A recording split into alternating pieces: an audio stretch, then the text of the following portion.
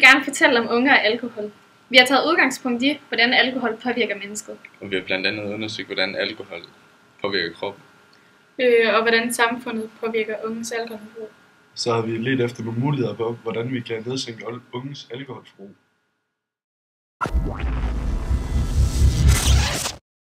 Ja, hvad er alkohol? Alkohol er et dagligdagsord for stoffet etanol. Alkohol, eller som kaldt etanol, indgår i forskellige drikkevarer, som øl, vin eller spiritus. Det er et organisk opløsningsmiddel, som dannes ved gæring af sukkerstoffer. Efter indtagelse af en mængde alkohol oplever man rus, og man siges at være fuld eller beruset. Efter at være beruset oplever man hovedpine, svimmelhed, kvalme samt generelt ubehag af varierende styrke, og det kaldes tømmermænd. Og nu skal jeg fortælle lidt om kroppen. Alkoholen bliver metaboliseret i levercellernes oxidationsproces, i levercellernes cytoplasma og mitokondrier, hvor omdannes derved til acetaldehyd og derefter til acetat, som bliver sendt ud i blodet. 90% af alkoholen bliver omdannet, mens 10% bliver udskilt gennem udånding, afføring, urin og sved. Cellerne i kroppen omdanner acetaten til kuldioxid, vand eller til fedt. Hastigheden af denne proces afhænger af geneffekten. Alkoholen kan blandes med fedt og vand, derfor kan det optages hurtigt i blodet. 15-30% af alkoholen optages gennem tarmkanalen i maven, og det foregår ved, at alkoholen diffunderer igennem cellemembranen. Resterne fortsætter gennem tyktarmen, og derefter optages det i blodet. Vi har lavet forsøg, der viser, hvordan alkoholen har en effekt på cellemembranen.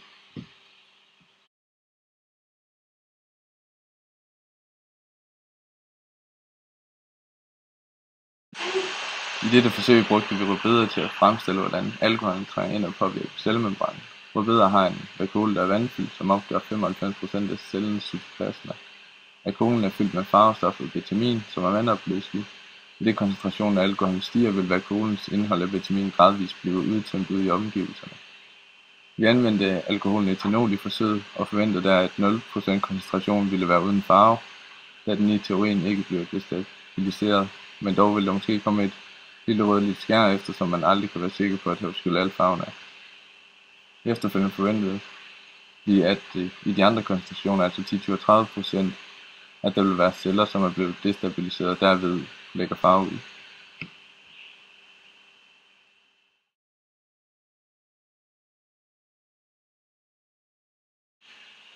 Kigger vi på dette billede, har vi den laveste koncentration af alkohol til venstre og stiger med 10% for hver glas. Det vi kan se visuelt er, at eftersom der lægges mere farve ud i rødbedens omgivelser, kan vi konkludere, at teorien og vores forventninger holder fast, om at jo større koncentration af alkohol, jo flere celler destabiliseres.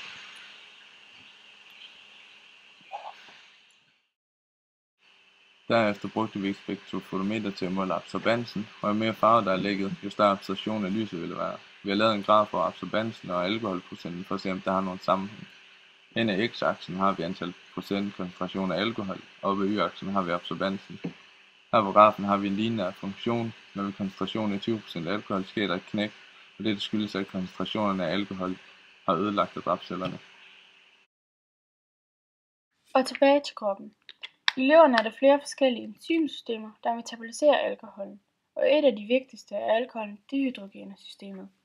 Et andet enzymsystem, cytokrom P450, som findes i levercellens mitokondrier. Det er der en mindre del af alkoholen metaboliseret, og ved en daglig optagelse af alkohol vil dette enzymsystem kapacitet øges. På grund af dette får vi en større forbrænding per tidsenhed. Dette er en af årsagerne til, at misbrugere har en større tolerance over for alkohol, end normale mennesker har.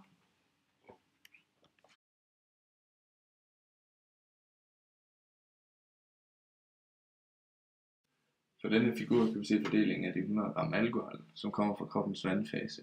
Alkoholen bliver metaboliseret ved en oxidationsproces i cytoplasmaet og mitokondrierne. 72 gram alkohol bliver nedbrudt af etanoldehydrogenasen, som oxiderer etanolet til en acetaldehyd. Derefter bliver aldehyden oxideret igen, men denne gang er acetaldehydrogenasen, og vi får det endelige produkt acetat. Herefter forlader acetat cellen og nedbrydes til CO2 og H2. De 18 sidste gram bliver metaboliseret af mitokondrierne igennem meiosystemet, som bliver aktiveret, når der er for meget alkohol i cytoplasmaet, til at cytoplasmaet selv kan klare den første del. I enden giver meiosystemet samme produkt som cytoplasmaet, det bliver et andet system.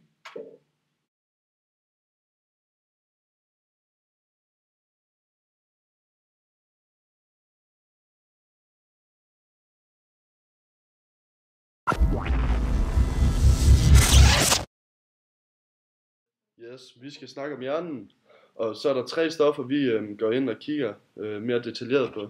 Det er GABA-transmitterstoffer og glutamat-transmitterstoffer og dopamin. Ja, GABA, det er det stof, der gør, at nervesignalet det kommer langsommere frem til destinationen, og det får en til at føle sig mere rolig og mere afslappet. Og hvis vi så ser på glutamat, det har den modsatte virkning af GABA, det får nervesignalet til at komme hurtigere frem til destinationen, sådan til nerveaktiviteten, den går hurtigere.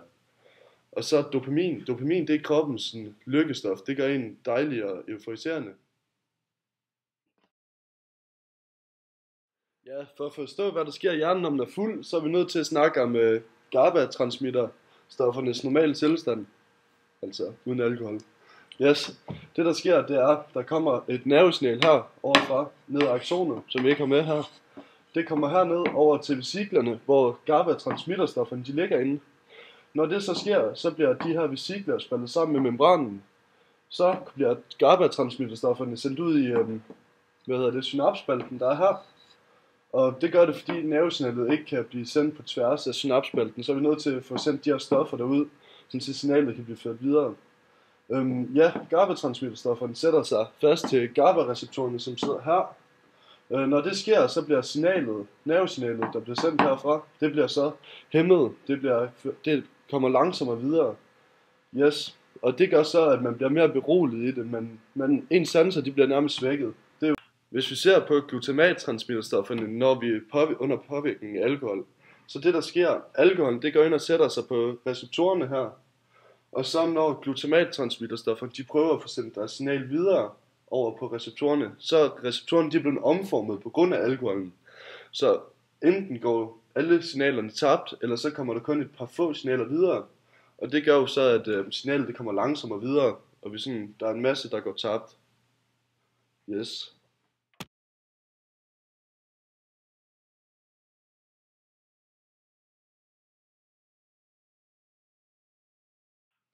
Hvis vi ser på GABA-transmitterstofferne og dens konsekvenser, når vi er påvirket af alkohol, så der sidder rigtig mange GABA-receptorer i en del af hjernen, der hedder cerebellum, og det er den del af hjernen, der styrer finmotorikken. Og det vil så sige, at når der sidder så mange GABA-receptorer der, så alkohol det går virkelig ind og påvirker den del af hjernen. Det kender vi vel også fra, når vi selv er fulde, at vi ikke helt har styr på vores finmotorik. Ja, og en anden konsekvens det er, at det beroliger nerverne rigtig meget. Alle signalerne de bliver ført videre meget langsommere. Og det, ja, vi kender jo også den tilstand, hvor vi går rundt og bare slasker og fatter ikke, hvad der sker. Ja, hvis vi ser på konsekvenserne, når man er påvirket af alkohol og så glutamat-transmitterstofferne, så der er super mange glutamatreceptorer i hippocampus, ja, som er en del af hjernen. Og den del af hjernen, den styrer vores korttidshukommelse. Og det er derfor, når man er under påvirkning af alkohol, ens korttidshukommelse, den er virkelig hæmmet. Man kan ikke huske, hvad der lige er sket, og at man kan endda gå hen og få blackouts. Hvis vi går ind og ser på alkoholstolerans og GABA-transmitterstoffer, så kroppen, den begynder at vende sig mere og mere til alkoholen. Og receptorerne her, de begynder at ændre struktur, sådan til at der skal bruges mere alkohol for at få den afslappede følelse. Det skal der, fordi selve strukturen i receptoren det bliver ændret, sådan til de her stoffer, de her GABA-transmitterstoffer, de sender mindre signaler, når de sætter sig på receptorerne. Og det er derfor, at der skal mere alkohol til, sådan til receptorerne de igen kan blive blokeret, eller de kan igen blive sat fast af noget alkohol, sådan til GABA-transmitterstofferne sidder længere tid faster på at få sendt flere signaler. Ja. Hvis vi går ind og ser på alkoholstolerans og glutamat-transmitterstofferne, så når glutamatreceptorerne de bliver blokeret igen og igen af alkohol, så bliver neuronerne mere følsomme over for det, og de begynder at producere flere receptorer, sådan til der skal mere alkohol til for at blokere disse receptorer. Hvis vi ser på dopamin, når vi drikker alkohol, jamen, det går ind, når vi drikker alkohol, så bliver der sendt en byge af dopamin afsted til vores belønningscenter. Og dopamin, det gør, at vi får sådan en euforiserende følelse, og den følelse får kroppen lyst til at få igen og igen. Og hvis du nu drikker over en længere periode og jævnligt, så vender kroppen sig til den euforiserende følelse. Og så hvis du så stopper med at drikke igen, så kroppen den vil igen have den euforiserende følelse her. Og det kan så gøre, at du begynder at føre til alkoholisme. Også når du er under påvirkning af alkohol, og du får det her høje tal af dopamin ført over til belønningscentret. Så når du så begynder kroppen at danne mindre og mindre dopamin af sig selv, og det kan så føre til en depression i sidste ende.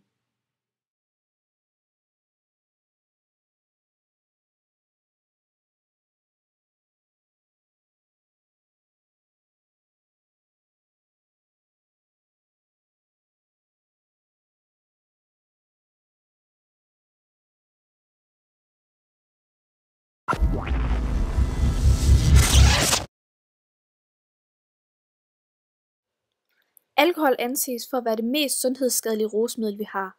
Men hvad er det i virkeligheden, der gør alkoholen så farlig? Kroppen tager ikke skade af et lille glas til maden i en sjælden stund. Problemet opstår, når alkoholen bliver indtaget for jævnligt og i for store mængder. Skrumpelever er en af de følgesygdomme, folk oftest forbinder med et misbrug eller overforbrug. Men den er kun én konsekvens blandt mange andre. Antallet af følgesygdomme stiger i takt med mængden og hvor ofte du drikker alkohol. Og det er veldokumenteret, at der ikke er en nedre grænse for et alkoholforbrug i forhold til udvikling af kræft. Der er stor forskel på, hvor meget det enkelte menneske kan holde til, og hvor meget det skader på kroppen. Dog kan man med sikkerhed sige, at man aldrig kan have et ufarligt og risikofrit alkoholforbrug. Når kroppen udsættes for alkohol, nedsættes leverens glukoseproduktion, hvilket resulterer i lavt blodsukker. Derudover fjernes den mælkesyre, som dannes under muskelarbejde, ikke længere som lever normalt ville gøre, hvilket kan føre til mælkesyreforgiftning.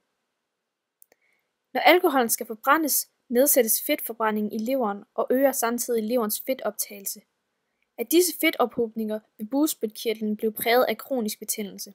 Leveren vil vise betændelseslignende forandringer, og levercellerne vil gå til grunde med efterfølgende bindevævsdannelse, som i sidste ende kan føre til skrumpelever, som er et kendt fænomen inden for sygdomme blandt alkoholikere.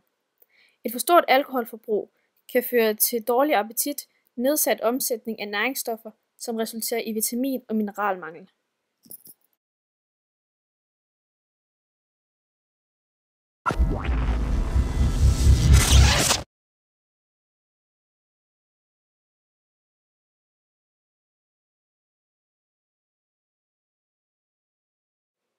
Danske unge begynder meget tidligt at drikke alkohol og har et højt alkoholforbrug sammenlignet med andre unge i de omkringliggende europæiske lande. I Danmark er andelen, der har været fulde som 13-årige, blandt den højeste i hele Europa. Når der snakkes om identitetsdannelse og social placering, spiller alkohol også en stor rolle. En plads i en social gruppe kan let afhænge af, hvorvidt du vælger at drikke alkohol eller ej. Vælger man at undgå alkoholen, kan unge let blive udstødt fra sociale sammenkomster og arrangementer, som vil resultere i en afvisning i en omgangskreds. En god og nem måde, man kunne sænke alkoholforbruget på hos unge, er at sænke alt presset.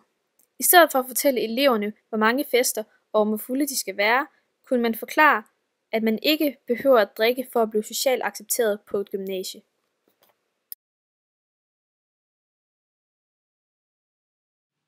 I Danmark har vi altid drukket alkohol, og det er meget traditionspræget vores forhold til alkohol.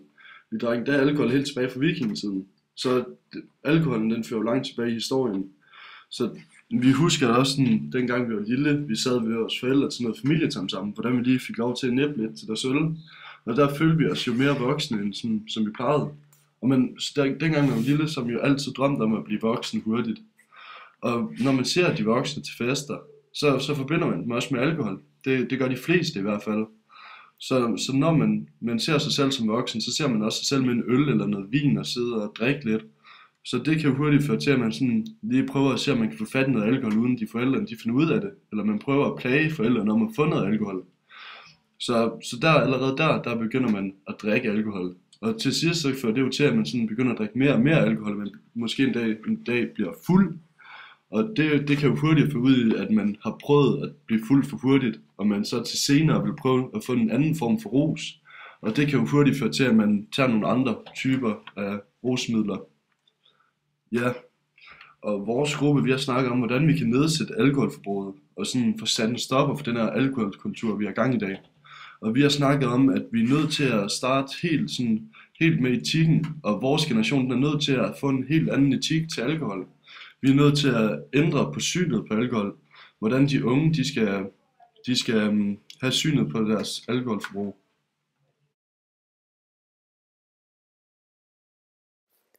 Når der tales om, hvad der skyldes de unges tidlige alkoholdebut, er det ofte den lette adgang til alkoholen og producenternes frie tøjler inden for markedsføring, der bliver nævnt.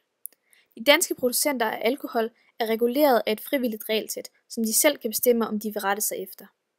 Det vil altså sige, at alkohol kan markedsføres for alle. Ikke dermed sagt, at der ikke findes regler, for læser man regelsættet for markedsføring af alkohol, kan man se klare retningslinjer, der tydeligt viser et fornuftigt billede af, hvad der er etisk korrekt for børn og unge. Men på grund af det frivillige regelsæt, er reglerne kun gældende, hvis en forbruger ikke føler, at reglerne bliver overholdt, og vælger at klage til alkoholreklamenævnet. Bliver klagen vurderet som en overtrædelse af reglementet, kan producenten modtage en påtale. Hvorimod i lande som Sverige og Frankrig vil producenten modtage en kæmpe bøde.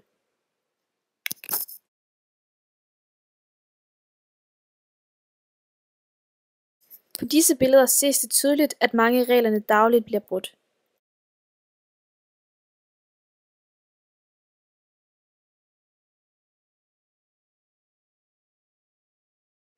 Ser vi på det samlede syn på alkoholets effekt på mennesket, står vi faktisk med en livsfarlig trend, som unge ustandsligt hopper med på.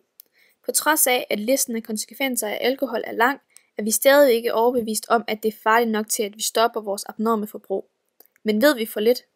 Undersøgelser foretaget af Trygfonden viser, at over 50% af Danmarks befolkning har ingen eller kun minimal viden om sammenhængen mellem alkohol og helbredsskader. Alkohol er en stor udgift for staten. Vi har 6.300 alkoholrelaterede dødsfald om året, og ifølge Sundhedsstyrelsen er ca. 50% af alle trafikdødsfald alkoholrelaterede. Der er årligt 28.000 alkoholrelaterede hospitalindlæggelser.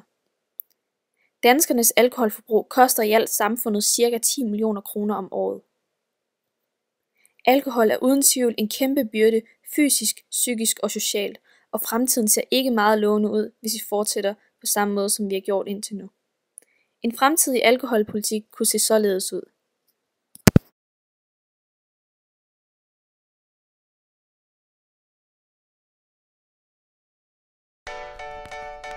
Hey, hey, hey, hey, hey, hey. Ooh. I'm the kind of girl who doesn't say a word, who sits at the curb and